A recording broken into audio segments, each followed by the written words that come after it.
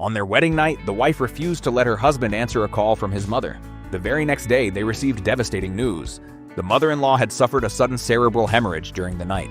She had tried to call her son, but because he didn't answer, her treatment was fatally delayed. As a result, she was left completely paralyzed. From that moment on, the mother-in-law blamed her daughter-in-law for her paralysis.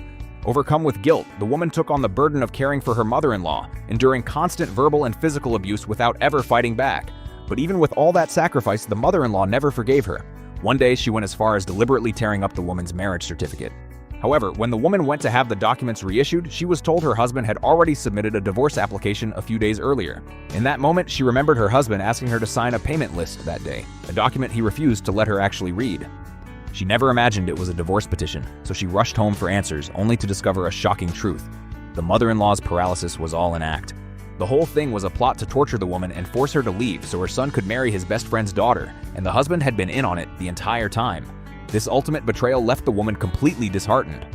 She immediately called her father, asking him to pick her up in 7 days when the divorce certificate was ready.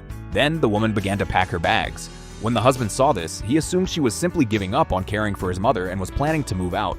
No longer able to bear it, she confronted him about the secret divorce application. Only then did the husband finally try to explain. He claimed his mother had forced his hand by threatening to take her own life. He said he was caught in the middle and was in an impossible position. He claimed there was no other way, a line the woman had heard 1,000 times before. But having already decided to leave, she didn't even bother to continue the argument. Seeing this, the husband thought she had chosen to endure it once again. He left the room, feeling satisfied.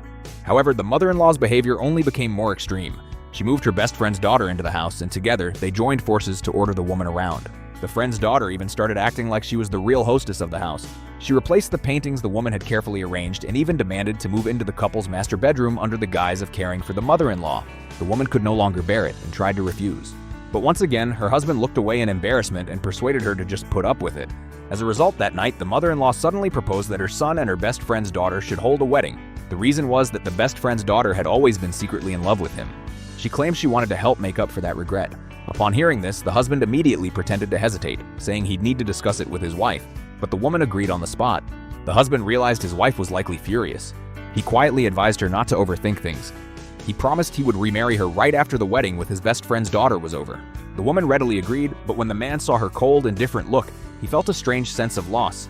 In reality, the only reason the woman agreed was to keep the mother-in-law calm until it was time for her to leave.